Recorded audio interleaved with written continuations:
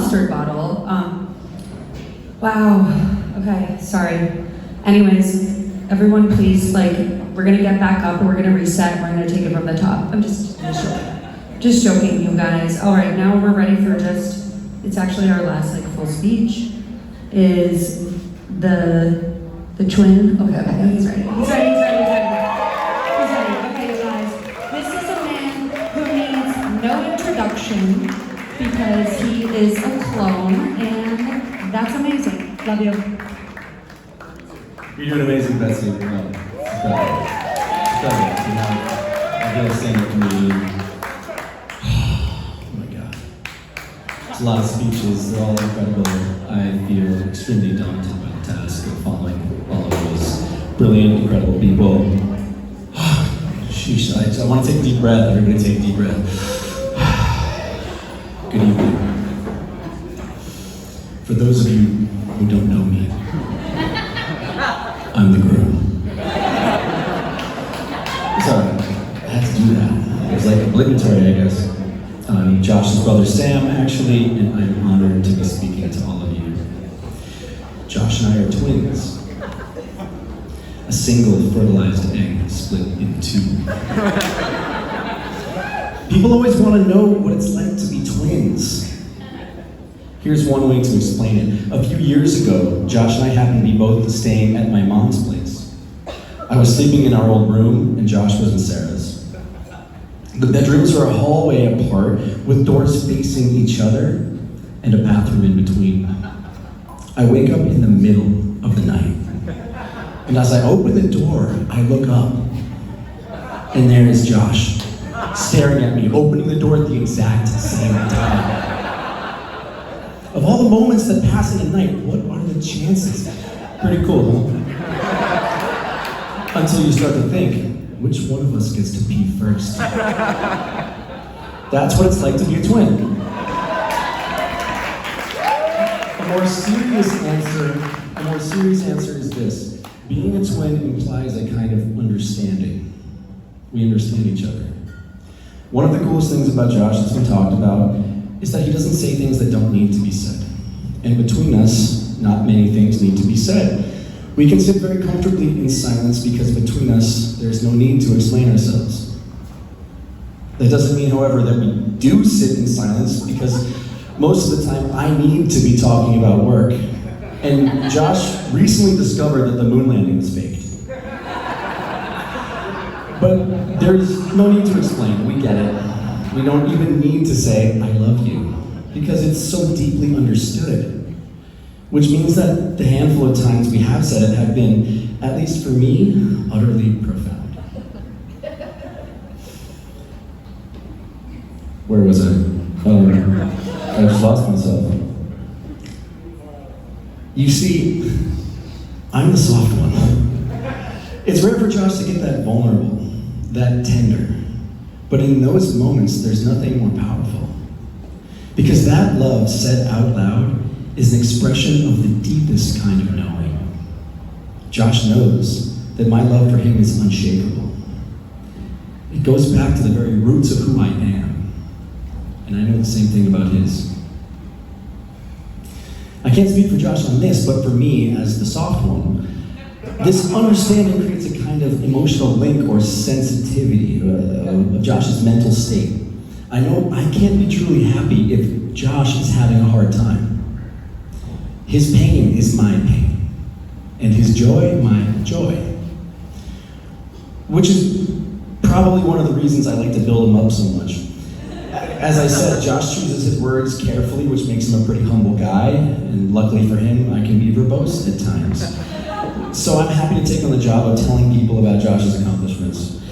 For example, I'm always telling people how he won that award in high school for playing upright bass at a jazz conference. Pretty neat. Josh doesn't simply play pool on a team, he is the captain. He's got a level 5 handicap. Go Scorpions! Did you know he can weld? He made me and Jackie a multi-tier fruit basket, which not only holds fruit, but is also a safety hazard. I tell people how funny my brother is. Sometimes he cracks me up and I'm both laughing and angry at the same time. Like, that's hilarious, but why the hell did I not think of that? My wife says that his humor just has more broad appeal. One time at a bar in Williamsburg, Josh witnessed a guy getting aggressive with a woman, and he intervened. The guy got in Josh's face, and this is true, he laid him out with a single punch. It's true story. I can't list Josh's accomplishments without mentioning his nicknames, okay?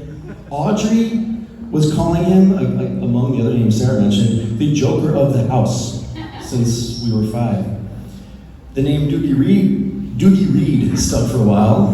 That's a character Josh played in a budget sitcom called Matter of Chance. So guys, Josh has been called the Enforcer.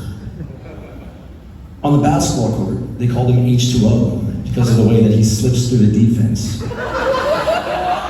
And in high school and college, our friends gave him a whole series of nicknames, each of which was just an adjective followed by his name. But there were so many that they had to coin an acronym just to capture them all. It was PTAG. PTAG J. Right? It stands for Psycho, Trendy, Angry, Gay, Josh. Angry Josh was the original. Josh could get very angry, as we all know. This is not the venue, okay, to get into the context for all of those names. But the point is that there's something about Josh.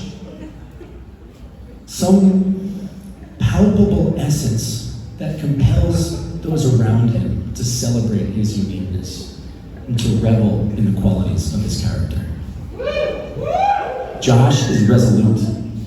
He's got a firmness of conviction that draws you in. He's a man of action, but doesn't do anything against his will. He's someone who doesn't back down, who means what he says, and navigates every situation with the same confidence. He's devilish with his wit, and at the same time, immensely, intensely creative. By the way, the creativity, that's where his heart is. As his twin, I can tell you, these qualities are truly his. You see, I don't have any nicknames. He and I may share the same chromosomes, but these qualities come from somewhere else. They are innate, but not genetic.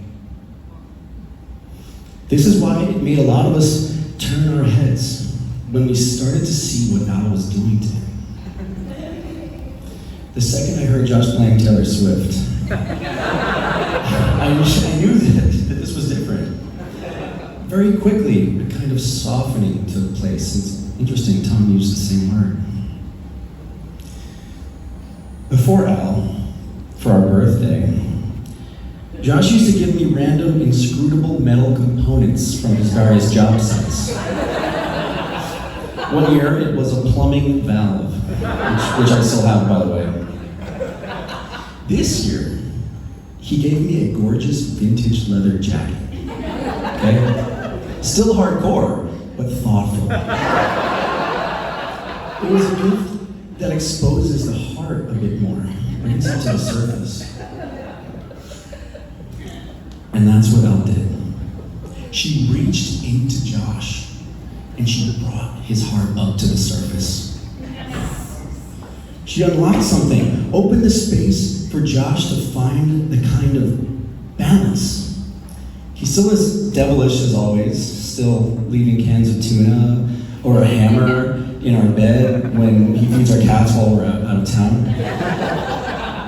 But he's also checking in, sharing his thoughts, and responding more thoughtfully, without irony, when I tell him something important. That's amazing. I'm so glad to hear that. The Enforcer never spoke like that.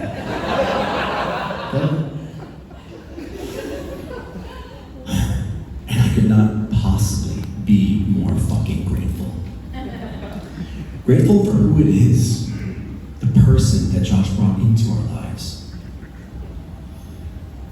Al is, and Josh already said it, extraordinary. I watched as the realization came over him. I understood what was taking place as relief spread through his mind and heart like a bursting dam spreading over an arid landscape. That's what he was thinking. I found her. It was incredible. And so, Al, I want to thank you. Not just for being as amazing as you are, as beautiful and fun and accomplished as you are, but for enabling Josh to grow into the fullest version of himself. As I said, I'm only okay when Josh is okay. And your presence in Josh's life means no matter what is going on, no matter how many tenants' apartments have flooded, or if Ken is changing the designs again, or if Ken is taking a sledgehammer to one of their neighbors' apartments, doesn't matter what's going on. Josh is okay because he found you. And he doesn't just love you, Al. That does not do it justice. He celebrates you. He cherishes you. He's committed to you with a clear and focused tenacity worthy of 1,000 nicknames. You've got him. All of his power, brilliance, honor, creativity, and heart for the rest of your lives. And guess what? You've got me too. So welcome to the family. And hey, Josh.